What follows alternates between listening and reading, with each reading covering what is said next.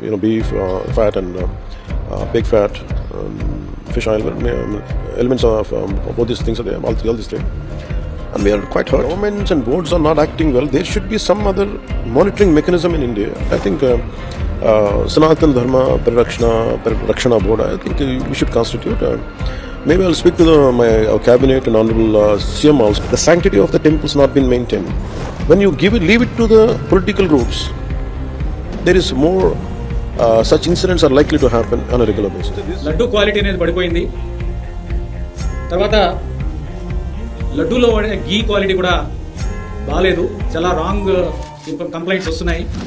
ఇక్కడ animal fats కూడా వాడుతున్నారు అనే కంప్లైంట్స్ కూడా ఉన్నాయి. వీటి మీద దృష్టి పెట్టి తిరుమల యొక్క పవిత్రత కాపాడాలి అని చెప్పడం జరిగింది. జీవితంలో ఒక్కసారైనా సరే స్వామివారి దర్శనం చేసుకోవాలని అనుకుంటారు. ఒకసారి దర్శనం చేసుకున్న తర్వాత మళ్ళీ దర్శనం చేసుకోవాలని అనిపిస్తుంది. ఇది అందరూ ఎక్స్పీరియన్స్ చేసింది. ఎందుకంటే ఈ క్షేత్రంలో శ్రీ వెంకటేశ్వర స్వామి వారికి అంత మహిమ ఉంది, అంత శక్తి ఉంది. కొత్త గవర్నమెంట్ ఫామ్ అయిన తర్వాత నాకు యుఓటిటిడి పోస్టింగ్ వచ్చిన తర్వాత గౌరవ ముఖ్యమంత్రి వర్యుల్ని కలాన్ చేసినప్పుడు ఆయన 2-3 విషయాల మీద ప్రత్యేకంగా శ్రద్ధ పెట్టాలని కోరారు. ఆయన ముఖ్యంగా ఆయన కన్సర్న్ ఎక్స్ప్రెస్ చేసిన ఏంటంటే అందరితోని మాట్లాడి ఫీడ్బ్యాక్ తీసుకుంటే గీ క్వాలిటీ బాగాలేదనేది చాలామంది ఫీడ్బ్యాక్ ఇవ్వడం జరిగింది. లడ్డూ పోటు మనకున్న స్టాఫ్ కూడా వాళ్ళు కూడా దీనివలన లడ్డూ క్వాలిటీ దెబ్బతింటుంది అనేది ఒకటి. తర్వాత ఎక్స్పర్ట్స్తో కూడా మాట్లాడిన తర్వాత లడ్డూ క్వాలిటీ బాగుండాలి అంటే గీ క్వాలిటీ బాగుండాలి. ఇది వాడేది ఏదో ఒక గీ వాడటం కాదు, ఆవు నెయ్యి, ప్యూర్ ఆవు నెయ్యి వాడాలి.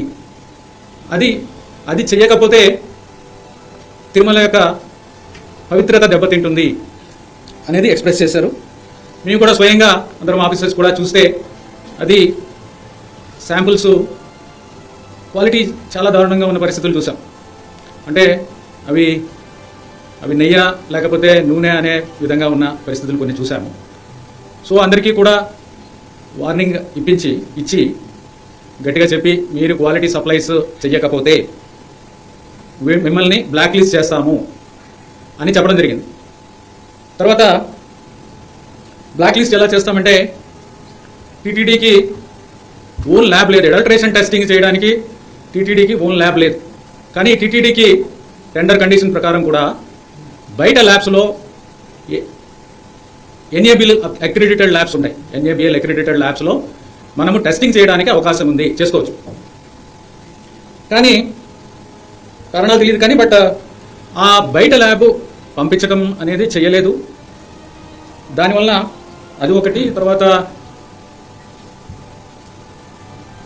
ఒక ల్యాబ్ అడల్ట్రేషన్ ల్యాబ్ సెటప్ చేసుకోవడానికి కూడా మరి అది కాలేదు. Adulteration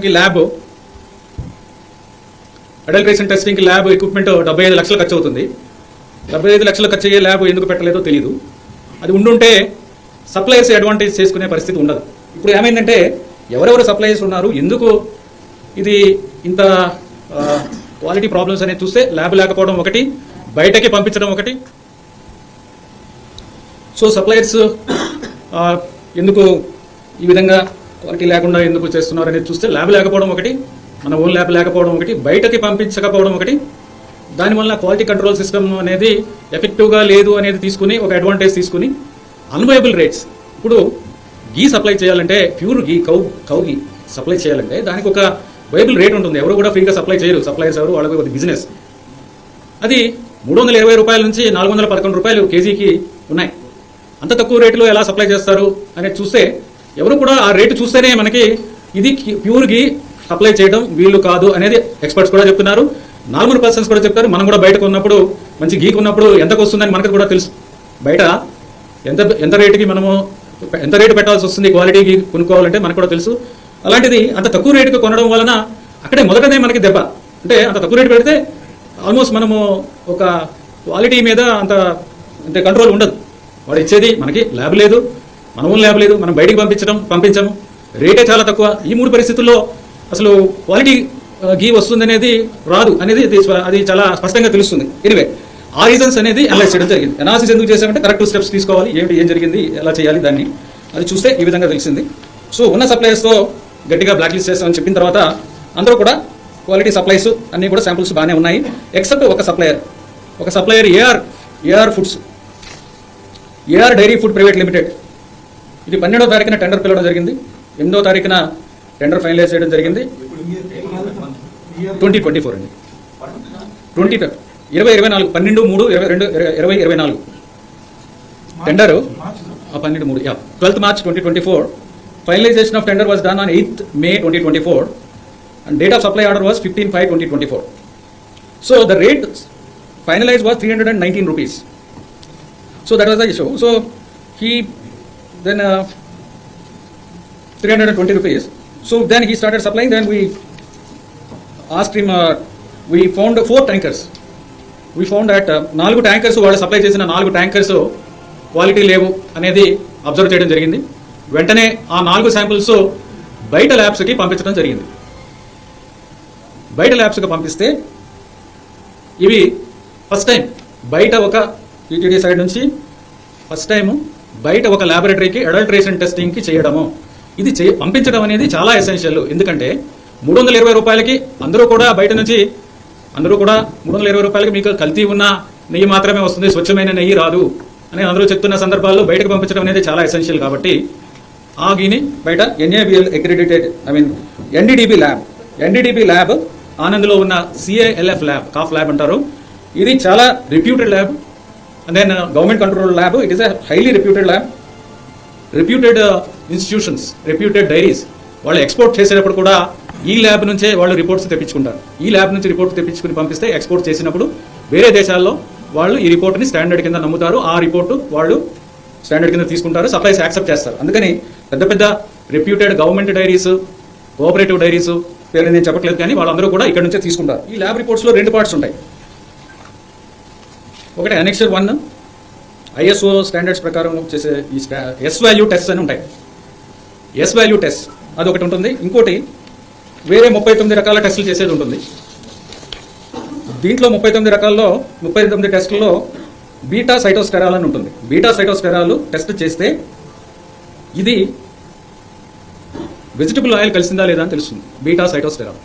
okay, so that is food. తర్వాత రెండవ టెస్టులు S value test. S value టెస్ట్లో 5 రకాల టెస్టులు ఉంటాయి. 5 రకాల టెస్టులు ఏంటంటే ఓవరాల్ క్వాలిటీ ఏముందనేది ఒక test, soybean, sunflower, olive oil, rape seed oil, linseed oil, wheat oil, maize oil, cotton seed oil, fish oil ఇవన్నీ కలిపి ఉంటే ఒక టెస్ట్ ఉంటుంది. ఆ టెస్ట్ చేస్తే వచ్చే రిజల్ట్ ఒక రేంజ్ ఉండాలి. ఆ రేంజ్లో ఉంటే అది కరెక్ట్గా ఉన్నట్టు, ఆ రేంజ్ బయట ఉంటే అది అడల్టరేటెడ్, ఆ పర్టికులర్ అడల్టరేషన్ ఉన్నట్టు, అది క్లియర్గా ఈ ల్యాబ్ రిపోర్ట్స్లో చెప్తున్నారు. సో ఈ 5 టెస్టుల్లో టోటల్ ప్యూరిటీ టెస్ట్ అంటే మనం తీసుకున్న శాంపుల్ ఏ విధంగా ఉంది, ఓవరాల్గా మిల్క్ ఫ్యాటా కాదా ఇది అనేది చెప్తుంది. మిల్క్ ఫ్యాటా కాదా అని చూస్తే అది ఓవరాల్గా 95.68 నుంచి 104.32 మధ్యలో ఉండాలి. ఇది టోటల్గా 95.68 to 104.32 మధ్యలో ఉండాలి ఓవరాల్గా టెస్ట్ చేస్తే. ఇది చాలా అబ్నార్మల్గా ఉంది. 20.32 అంటే ఇట్ ఈస్ హైలీ అడల్టరేటెడ్. చూడటానికి గీలా ఉంటుంది కానీ అది ఘీ కాదు, చూడటానికి మాత్రమే ఘీ. ఏం చేస్తారంటే అన్ని రకాల పదార్థాలు కలిపి ఒక పదార్థాన్ని తయారు చేసి దీనికి కొన్ని టెస్టులు పాస్ అవుతాయి, కానీ డీప్గా అనాలిసిస్ చేస్తే ఈ టెస్టులు చేస్తే దాంట్లోనే మాత్రమే బయటపడతాయి. అవి 20.32 విచ్ ఇస్ అబ్నార్మలీలో 95.68 to 104.32. సో అది ఒకటి వెరీ అన్ఫార్చునేట్ రిజల్ట్. తర్వాత సోయాబీన్, సన్ఫ్లవర్ ఆయిల్ దీనికి సంబంధించిన టెస్ట్ రిజల్ట్ 98 పైన ఉండాలి. ఇది 87.61 87.61 వచ్చింది S value. That means this is adulterated with soybean, sunflower, olive, rapeseed, all these things మీకు ఇంతకు ముందే చెప్పాను ఆ రిపోర్ట్ దాంట్లో. తర్వాత లార్డ్ అంటే పిగ్ స్కిన్ కింద ఉండే ఫ్యాట్, పిగ్ ఫ్యాట్ అనుకోవచ్చు.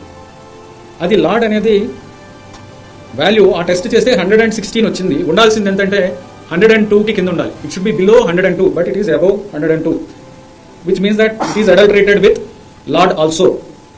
Next is palm oil and beef టాలో. ఇవి రెండు ఉంటే 95కి పైన ఉండాలి value. The value should be about 95.9, but the value is 23.22, which is abnormally లో. తర్వాత coconut and palm colonel fat ఉంటే దాని వాల్యూ 100కి కింద ఉండాలి, బట్ ఈ వాల్యూ 106 ఉంది. ఓవరాల్గా 20 ఉండడం అనేది చాలా అబ్నార్మలీ లో.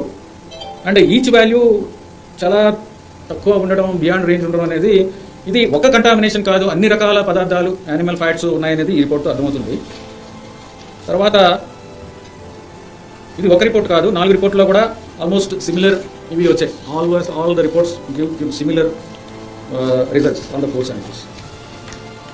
So we immediately stop the supplies. ఇమీడియట్గా వెంటనే సప్లైస్ అన్ని ఆఫ్ చేయడం. తర్వాత వాళ్ళు బ్లాక్ లిస్టింగ్ ప్రొసీజర్ ఇనిషియేట్ చేయడం జరిగింది. తర్వాత పెనాల్టీస్కి ప్రొసీజర్ ఇనిషియేట్ చేయడం జరుగుతుంది. అది లీగల్ ప్రాసెస్ అనేది ఇప్పుడు జరుగుతుంది. తర్వాత ఫ్యూచర్లో ఇలాంటివి జరగకుండా ఉండాలంటే ఏమి చర్యలు తీసుకోవాలి అనే దాని మీద ఒక ఎక్స్పర్ట్ కమిటీని కూడా వేయడం జరిగింది. ఆ ఎక్స్పర్ట్ కమిటీ కూడా రిపోర్ట్ ఇవ్వడం జరిగింది. మీన్వైల్ ఎక్స్పర్ట్ కమిటీ సలహాతోనే ఒక టెండర్ పిలిచి ఆ టెండర్ ద్వారా కూడా quality suppliers with good rate, reasonable rate వచ్చేలాగా ఒక సప్లయర్స్ని కూడా ఐడెంటిఫై చేయడం జరిగింది. ఆ సప్లయర్ సప్లై చేసే మెటీరియల్ ల్యాబ్లో టెస్ట్ చేసి బయట ఈ టెస్ట్లు ఏవైతే టెస్టులు ఏఆర్ ఫుడ్స్ అనే వాళ్ళకి చేశామో అవే టెస్ట్ వీళ్ళు కూడా చేసాము. ఈ టెస్టులు పాస్ అయ్యాయి. తర్వాత ఇంటర్నల్గా సెన్సరీ ల్యాబ్ అనేది ఒకటి సెటప్ చేయాలి. సెన్సరీ ల్యాబ్కి ఇది ఎలా ఉంటే టీ టెస్టింగ్కి, టీ అనేది రేట్ చేయడానికి డిఫరెంట్ టెస్టర్స్ ఉంటారు. అంటే వాళ్ళు టీ క్వాలిటీ ఎలా ఉంది టెస్ట్ చేసి వాళ్ళు స్మెల్ అంటే అరోమా టేస్ట్ చూసి చెప్తారు. అలాగే ఈ గీత్ కూడా CFTRI మైసూర్ వాళ్ళు ఒక స్టాండర్డైజ్డ్ ప్రొసీజర్ చేశారు. దాని ప్రకారం వాళ్ళకి మా ఆఫీసర్స్కి కొంతమందికి ట్రైనింగ్ ఇచ్చి ఈ ల్యాబ్లో రేటింగ్ ఇచ్చేలాగా వాళ్ళకి ట్రైనింగ్ ఇవ్వడం జరిగింది. ఆ ల్యాబ్ కూడా సెటప్ చేయడం జరిగింది. తర్వాత NDDB వాళ్ళు కూడా మన ఇబ్బంది గ్రహించి మీరు కొనాల్సిన అవసరం లేదు, స్వామివారికి మేమే డొనేట్ చేస్తామని వారు 75 లక్షల ఎక్విప్మెంట్ ఏదైతే అడల్ట్రేషన్ టెస్టింగ్కి మనం బయటకు పంపించి టెస్ట్ చేస్తున్నామో అది కూడా ఇక్కడ ఎస్టాబ్లిష్ చేస్తామని వాళ్ళు ముందుకు రావడం జరిగింది. వాళ్ళు కూడా అది సప్లై చేయడానికి ఆల్రెడీ ఆర్డర్ పెట్టడం, బయట నుంచి రావాలి, ఇంపోర్ట్ చేసుకోవాలి. ఆ ఎక్విప్మెంట్ కూడా తీసుకురావడం జరిగింది. సో ఇప్పుడు ఈ ఎక్స్పర్ట్ కమిటీ రిపోర్ట్ ఫైనలైజ్ అయిన తర్వాత దాన్ని యాక్సెప్ట్ చేసి దాని ప్రకారం టెండర్ కూడా కాల్ఫర్ చేయడం జరిగింది ఫైనల్గా. సో అది ప్రాసెస్లో ఉంది. సో ఓవరాల్గా ఈ ఇష్యూ మీద క్లారిఫై చేయాల్సిన అవసరం కనిపించింది.